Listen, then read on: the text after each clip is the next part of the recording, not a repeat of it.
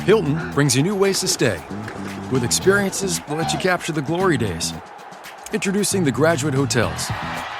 Each inspired by local college towns, these stays are always original and never boring. Get in touch with traditions all across the country and enjoy a stay that's a class above the rest. Book at Graduate Hotels with Hilton Honors Points at Hilton.com. It's a win-win. Hilton, for the stay. Finding a new job is stressful. But with Indeed, it doesn't have to be. Just fill out your Indeed profile with your skills, experience, and desired salary. The more you fill out, the better your matches will be. And hearing from hiring managers will be 2 times more likely. Relax. That's your Indeed profile sending opportunities your way. Indeed, the world can work better. I want to start by re-emphasizing the point that what are called the religions of the East, the ones we're discussing, Hinduism, Buddhism, and Chinese Taoism, are not what we in the West understand as religions. They don't involve that you believe in anything specific.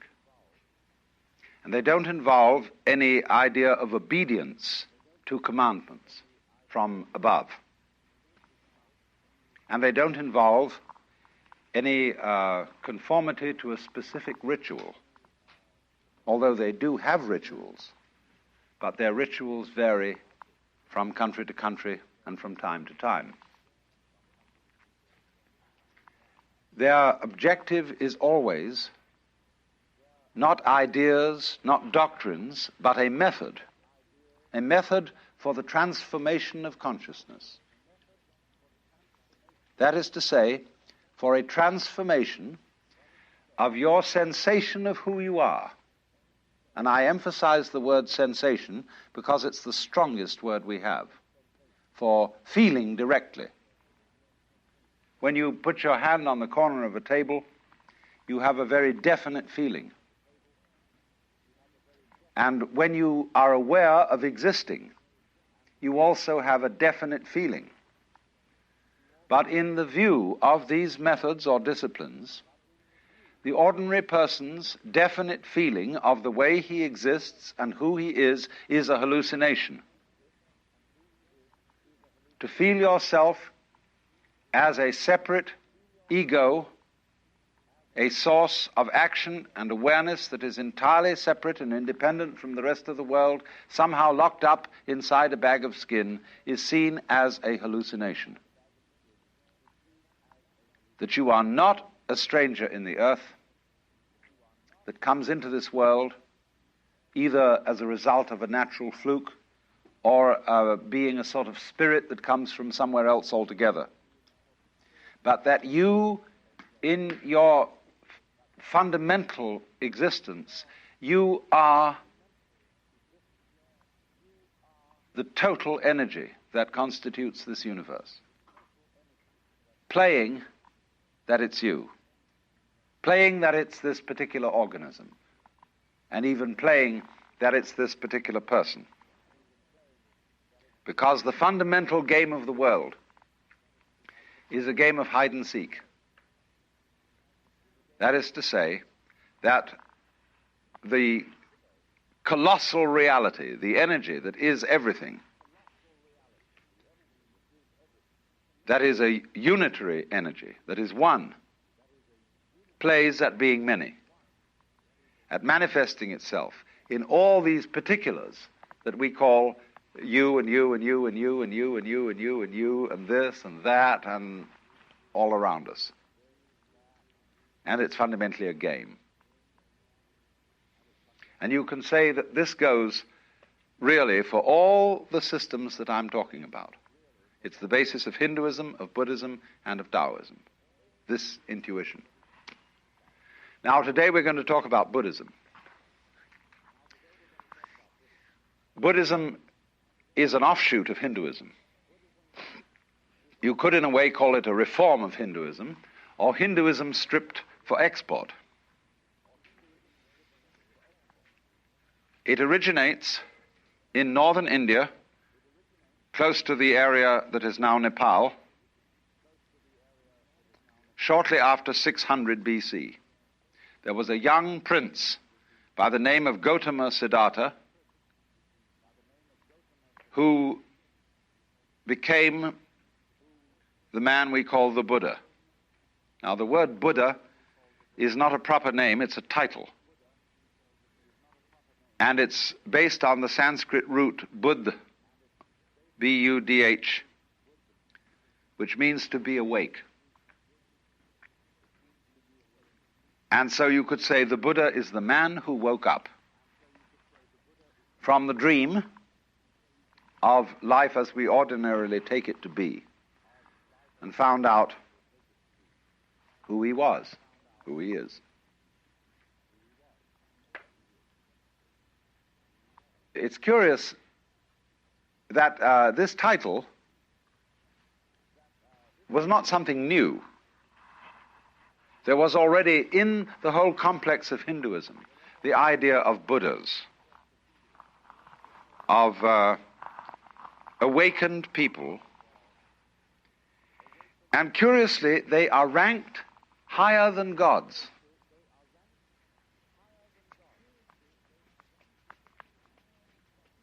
Because in the view of Hinduism, even the gods, or the angels, the devas, are still bound on the wheel of the sort of squirrel cage of going round and round and round in the pursuit of success.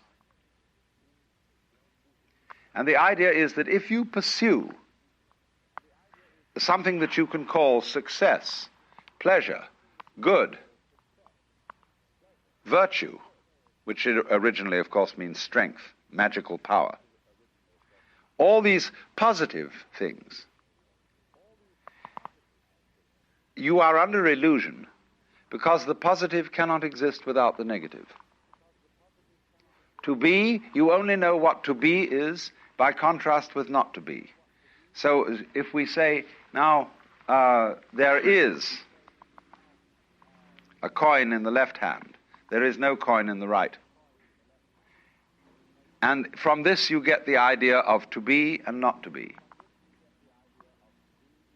And you can't have the one without the other. So if you try to pursue, to gain the positive, and to deny, get rid of the negative, it's as if you were trying to arrange everything in this room so that it was all up and nothing was down. You can't do it. You set yourself an absolutely insoluble problem. Because the basis of life is spectrum.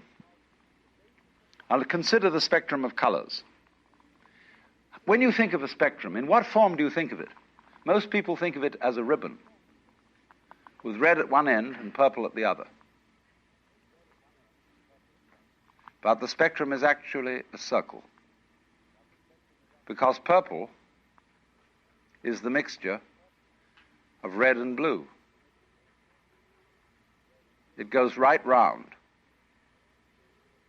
And so in this way, all sensation, all feeling, all experience whatsoever is moving through spectra. You don't only have the spectrum of color, you have a spectrum of sound, you have various complex spectra of texture, of smell, of taste, and you're constantly operating through all the possible variations of experience. And it implies that you can't know one end of the spectrum without also knowing the other. So if you wanted, if say your favorite color is red, and you wanted only red, and you had to exclude, therefore, blue and purple.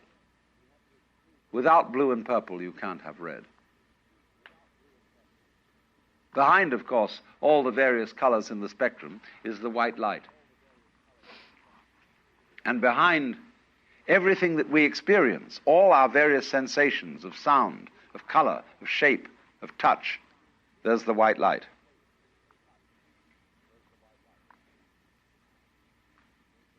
And I'm using the phrase the white light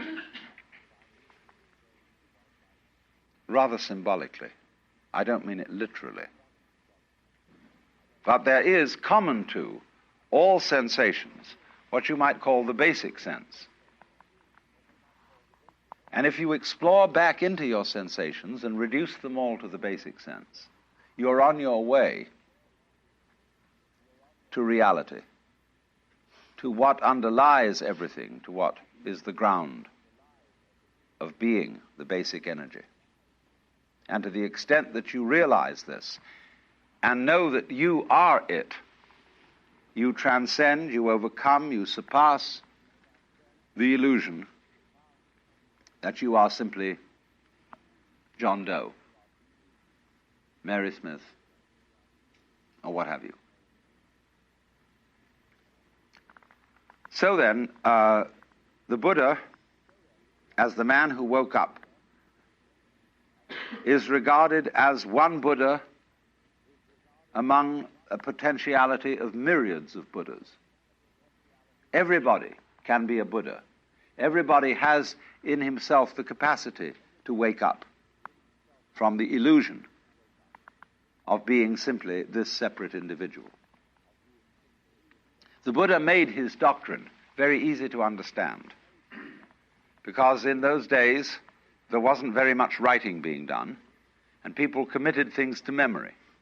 And so he put his doctrine or method in various formulae, which are very easy to remember, and I'm going to explain it in those terms so that you can remember it just as well. He, of course, practiced the various disciplines that were offered in the Hinduism of his time, but he found in a certain way that they had become unsatisfactory because they had overemphasized asceticism, had overemphasized putting up with as much pain as you can. There was a feeling, you see, that if the problem of life is pain, let us suffer. And this is the root of the ascetics, you see, who lie on beds of nails, who hold a hand up forever and ever and ever, who eat only one banana a day, who renounce sex, who do all these weird things, because they feel that if they head right into pain and don't become afraid of it, but suffer as much pain as possible, they will, by this method, overcome the problem of pain. And they will set themselves free from anxiety. There's a certain sense in that, as you can obviously see. Supposing, for example, you have absolutely no fear of pain. You have no anxieties. You have no hang-ups. How strong you would be. Nobody could stop you. You would have ultimate courage. But the Buddha was very subtle. He is really the first historical psychologist, the great psychologist, psychotherapist. He is very subtle because he saw that a person who is fighting pain, who is trying to get rid of pain, is still really fundamentally afraid of it. And therefore, the way of asceticism is not right. Equally, the way of hedonism, of seeking pleasure, is not right. So the Buddha's doctrine is called the middle way, which is neither ascetic nor hedonistic. So it's summed up in what are called the Four Noble Truths. And the first is called dukkha.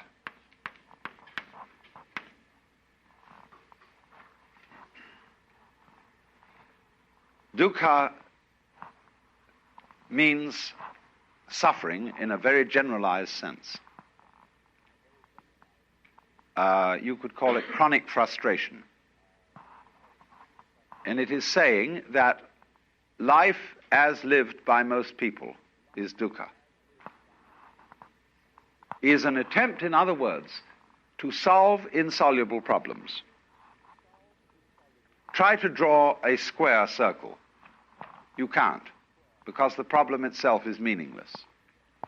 Try to arrange the things in this room so that they're all up and none of them down. It is meaningless. Such a problem cannot ever be solved.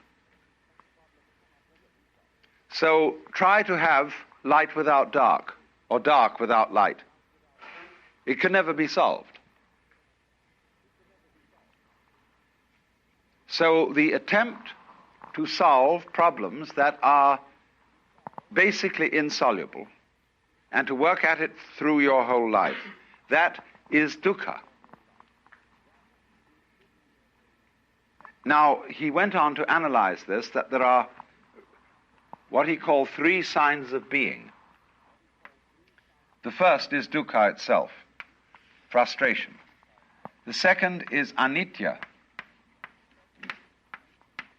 And this means the letter A in Sanskrit at the beginning of a word is often the equivalent of our non. So nitya means permanent. Anitya means impermanent. That every manifestation of life is impermanent. And therefore, our quest to make things permanent, to straighten everything out, to get it fixed, is an impossible and insoluble problem. And therefore, we experience dukkha, or this sense of fundamental pain and frustration, as a result of trying to make things permanent. And the third sign of being is called anatman. Now, you know from my talk on Hinduism that the word atman means self. Anatman means, therefore, non-self. That there is in you no real ego. Now, I've explained that already. I've explained, in talking about Hinduism, that the idea of the ego is a social institution. It has no physical reality. It is simply, the ego is your symbol of yourself. Just as the word water is a noise which symbolizes a certain liquid reality, so the idea of the ego, the role you play, who you are, is not the same as your living organism. Your ego has absolutely nothing to do with the way you color your eyes, shape your body, circulate your blood. That's the real you. But it's certainly not your ego, because you don't even know how it's done from the standpoint of your conscious attention. So the idea of anatman is firstly that the ego is unreal. There isn't one.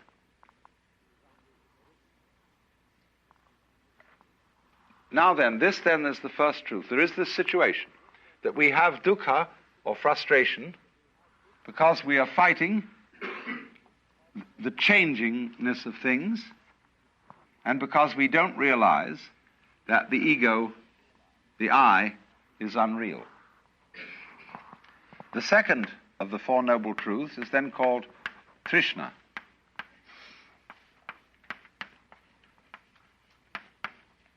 Trishna is a Sanskrit word again, and is the root of our word thirst.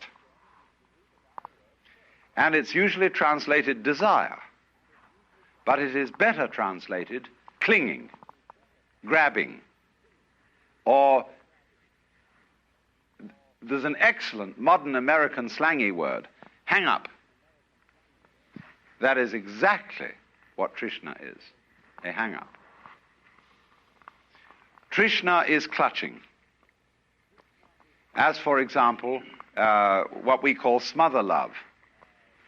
When a mother is so afraid that her children may get into trouble, that she protects them excessively.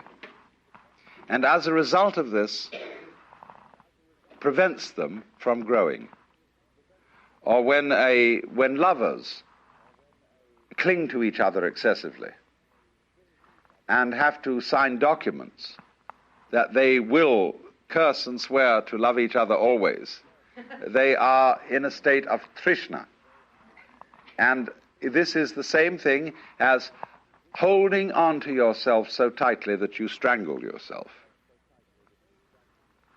Now, so the second truth then about trishna is that the cause of dukkha is trishna. Clinging is what makes suffering.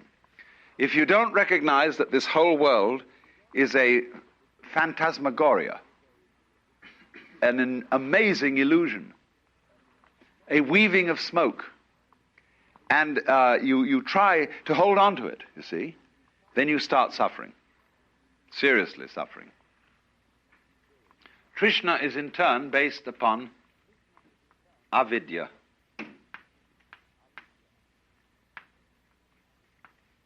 The same negative, vidya, from the root vid, means knowledge, as in the Latin video and the English vision. Avidya, therefore, is ignorance.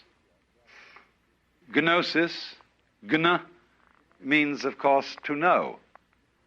Knowledge is the same thing as gnosis in Greek. To know. So this is not to know, to ignore, to overlook.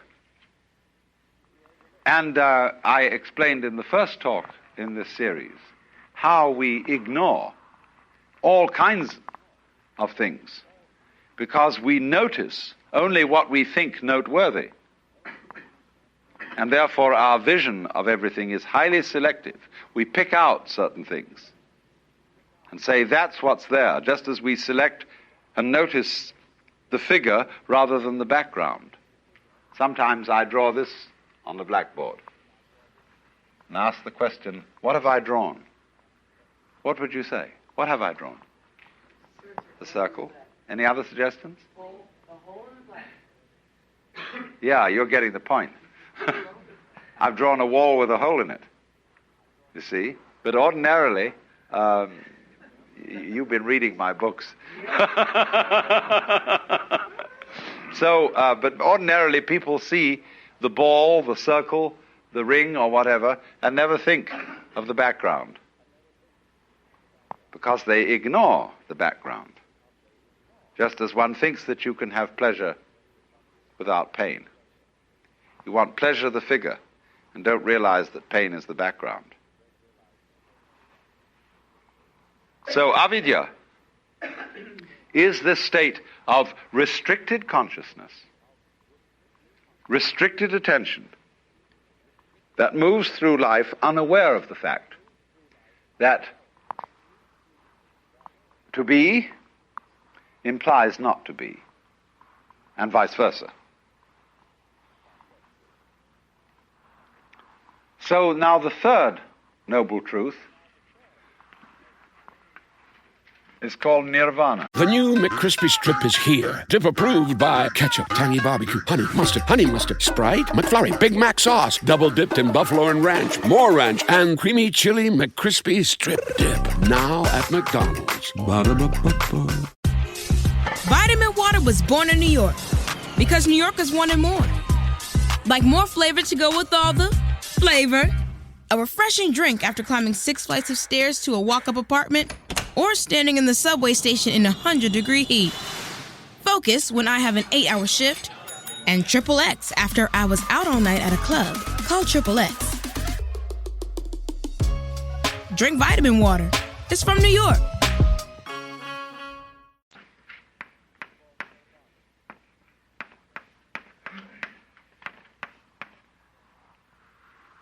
This word means blow out. Nira is a negative word, again, like ah. Vana is blowing. So it's a kind of outblowing. Now, in breathing, you know that breath is life. The Greek word, you may pronounce it pneuma or pneuma, is the same as spirit.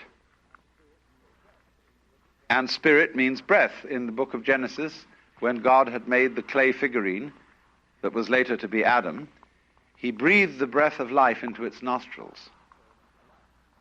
And it became alive, because life is breath. But now, if you hold your breath, you lose it. He that would save his life will lose it. So breathe in, breathe in, breathe in, get as much air as you can, and Trishna, cling. And you lose it. So nirvana means breathe out.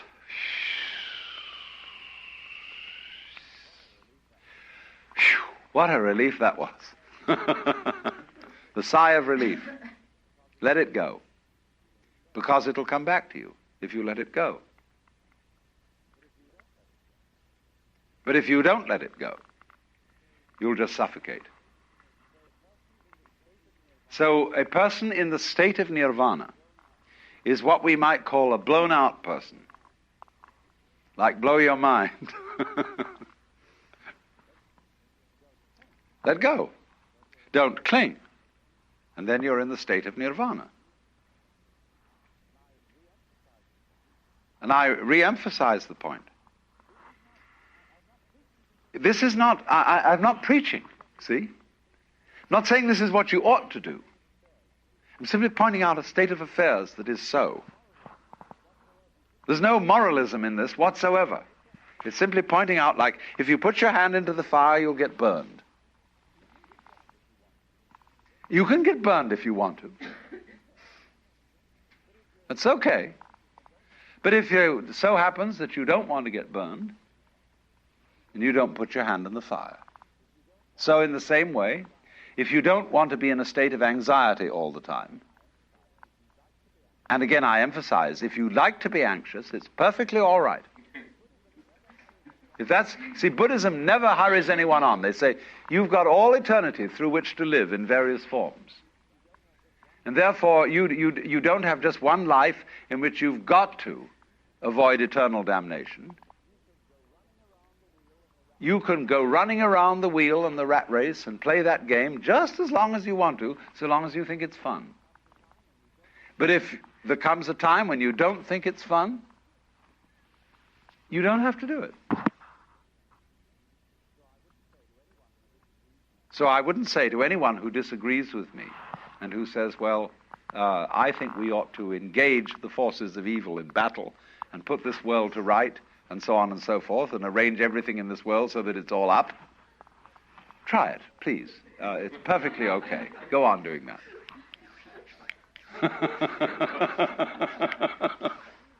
But if you see that it's futile, then you can let go. Don't try to cling. Relax. And if you do that, you're in the state of nirvana. And you become a Buddha.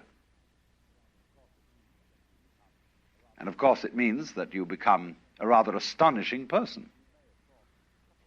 You may, of course, be subtle about it and make like you're a very ordinary person so that you don't get people mixed up. Because if you are a very astonishing person, everybody wants to be like you. And they use you as an object of trishna, of clinging. They rely on you. You get a transference on you. Everybody comes running around and says, please help me. I'd like to be like you are. And then you have to get rid of them. See, that's the difference between a doctor and a clergyman. I shouldn't say things like this, but doctors try to get rid of their patients.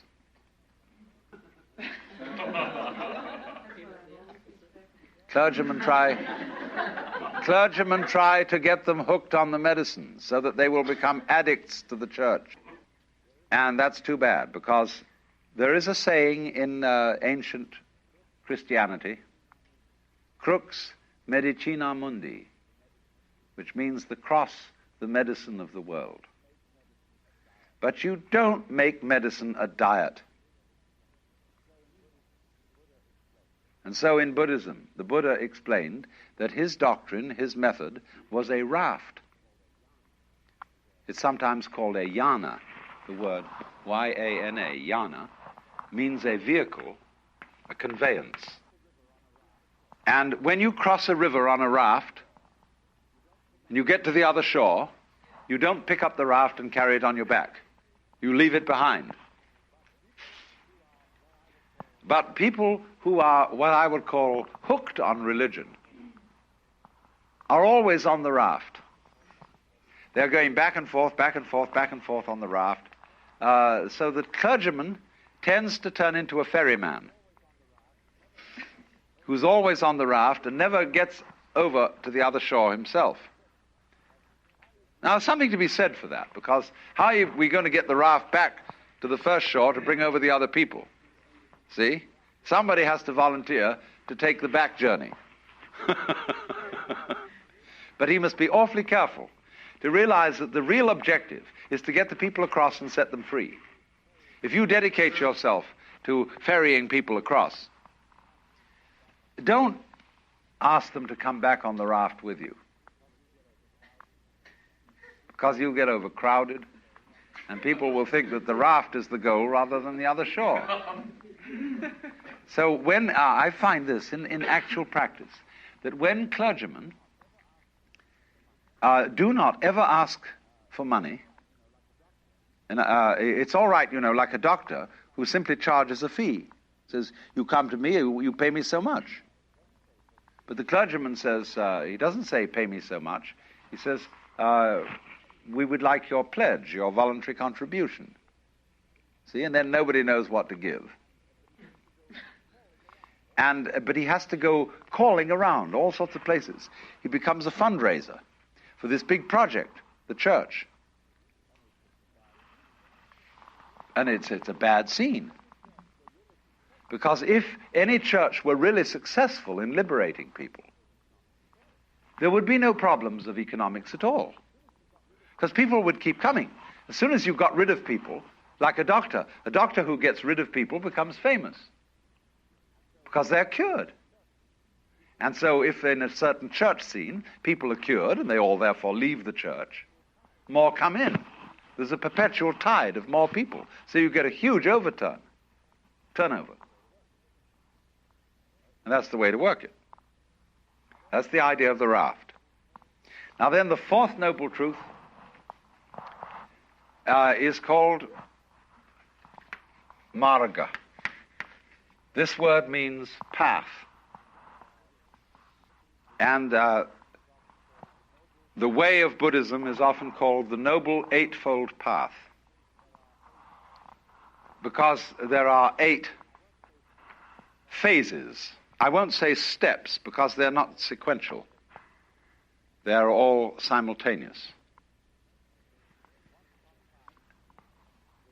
Once upon a time, there's a very, very great Japanese scholar, D.T. Suzuki, who was giving a lecture at the University of Hawaii on Buddhism, and was explaining, he'd come to the Fourth Noble Truth. And he said, today we come to Fourth Noble Truth, called a Noble Eightfold Path. First step of Noble Eightfold Path, called Shoken. He was using Japanese name. Shoken mean right view. Or Buddhism is right view. Right view mean no particular view, no fixed view. Or Buddhism, Shoken, right view. Second step of Noble Eightfold Path. Oh, I forget second step. You look it up in the book.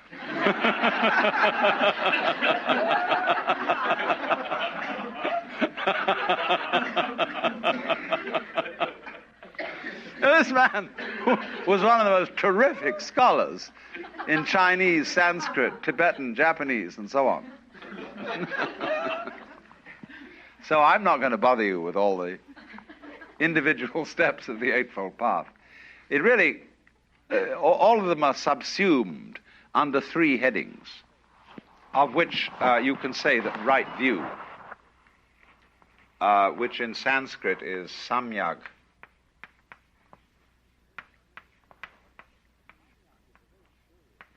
Samyak is a very curious phrase. It doesn't mean right in our sense of correct. Sam is the same really as our word sum. Total, complete, all-inclusive. We might use the word integrated, as when we say a person has integrity. That a person who has integrity, we mean he's all of a piece. He's not divided against himself.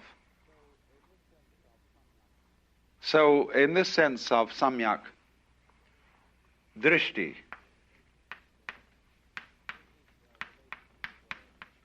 this is related to the word darshan, which means a point of view or viewing. When you go to visit a great guru or teacher, you have darshan, you look at him, and you offer your reverence to him. This is darshan. Many senses of it, but it means simply to view. Look at the view. So the samyak darshan is the complete view. For example, let's take the constellation called the Big Dipper. We look at it from a fairly restricted zone in space, and it always seems, whatever the season of the year, because we're so far away from it, that those stars in the Big Dipper are in the same position. But imagine looking at it from somewhere else in space altogether, and those stars would not look like a dipper. They'd be in another position. Now then, what is the true position of those stars? Don't you see there isn't one? Because wherever you look, the position alters. You could say that the true situation of those stars is how they are looked at from all points of view, all possible points of view. Inside the constellation, looking outwards, outside the constellation, looking inwards, from everywhere and everywhere. But you see, there is no such thing as the truth. The world, in other words, is not existing independently of those who witness it. Because the world is precisely the relationship between the world and its witnesses. Just as the sound of a drum is the relationship between a striking hand and the skin. If there's no skin on the drum, it doesn't make any sound. And so if there are no eyes in this world, the sun doesn't make any light, nor do the stars. So what is a relationship. You can, for example, prop up two sticks by leaning them against each other, and they will stand. But only by depending on each other. Take one away and the other falls. So in Buddhism, it is taught that everything in this universe depends on everything else. That we have a kind of a huge network, and this is called the doctrine of mutual interdependence.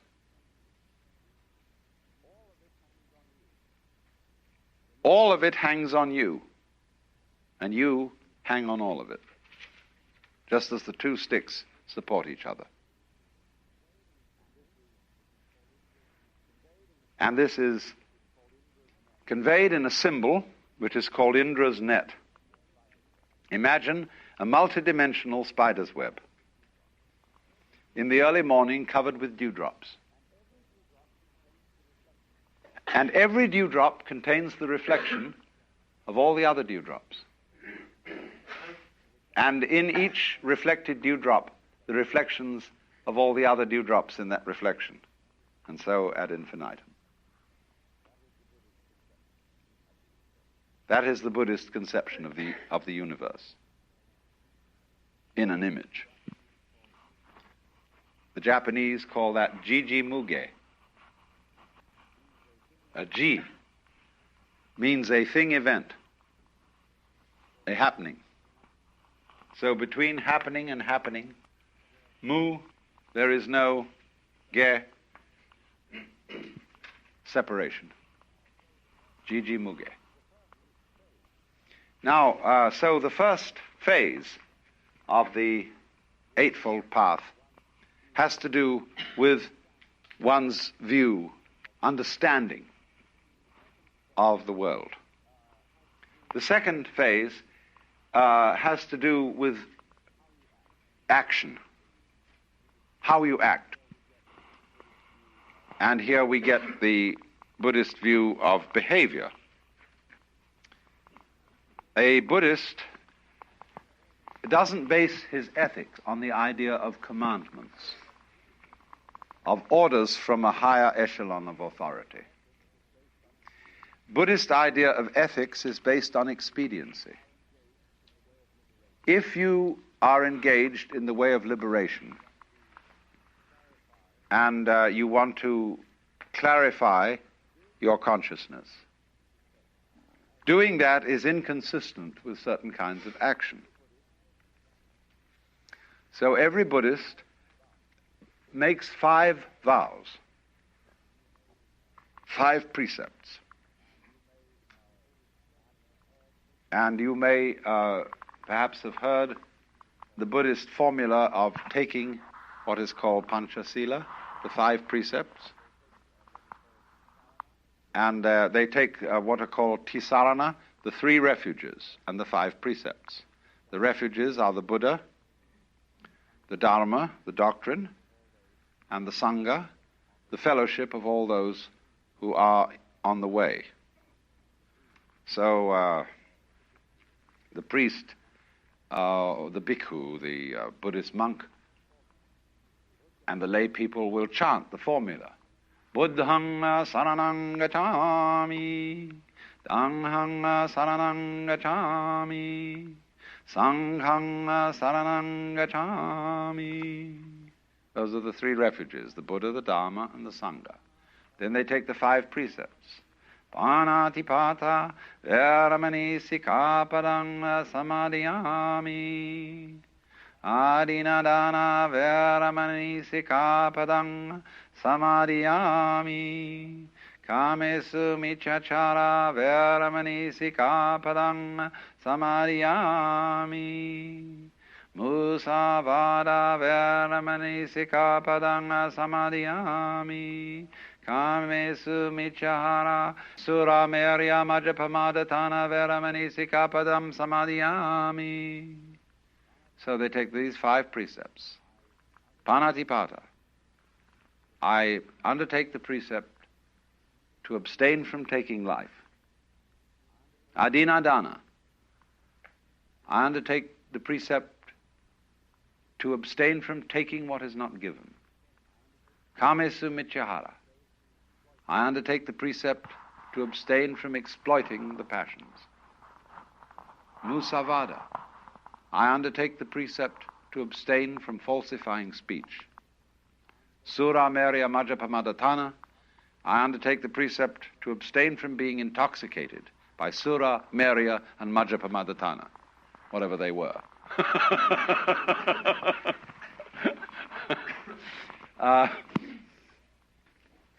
I presume toddy, which is alcohol. I don't know what else it was. Nobody does know. Because you see, if you start killing people or taking life, you're in trouble. You set up an opposition, and you've got to become involved in taking care of it. If you start stealing, you worry people. You upset people's orientation in life, because if you suddenly come into the back home for dinner and find somebody's stolen your table, where are you going to serve dinner? If you exploit your passions, it means that when you feel bored and somehow that life is a little bit empty, You say, well, now what are we going to do this evening? Let's go and get stuffed. You know, a lot of people who suffer from obesity are trying to simply fill their empty psyche by stuffing themselves with food. Well, it's the wrong cure. So, likewise, musavada, if you start telling lies to everybody, you know what happens when you start telling lies. You have to tell extra lies to cover up the first one, and you get into the most hopeless misunderstanding. Speech collapses. And, of course, the intoxication is the same problem as the exploitation of the passions. So there's a purely kind of practical, expedient, utilitarian approach to morals. There's another side to this which doesn't enter into the precepts, which I will explain later. So that's the third phase of the Eightfold Path. Then the second phase. Then the third phase has to do with your mind, with your state of consciousness. And this has to do with what we would ordinarily call meditation. There are the two final, the seventh and eighth aspects of the path are called samyak smriti and samyak samadhi. Smriti means recollection. That's the best English word for it. Now, do you understand? The word recollect is to gather together what has been scattered. What is the opposite of remember? Obviously, dismember. What has been chopped up and scattered becomes remembered. So in the Christian scheme, do this in remembrance of me. You see, the Christ has been sacrificed, chopped up. But the Mass is celebrated in remembrance. One of the old liturgies says the wheat which has been scattered all over the hills and grows up is gathered again into the bread. Remembered. Go back to your Hindu basis. The world is regarded as the dismemberment of the self, the Brahman, the Godhead. The one is dismembered into the many. So remembrance is realizing again that each single member of the many is really the one. So that's recollection.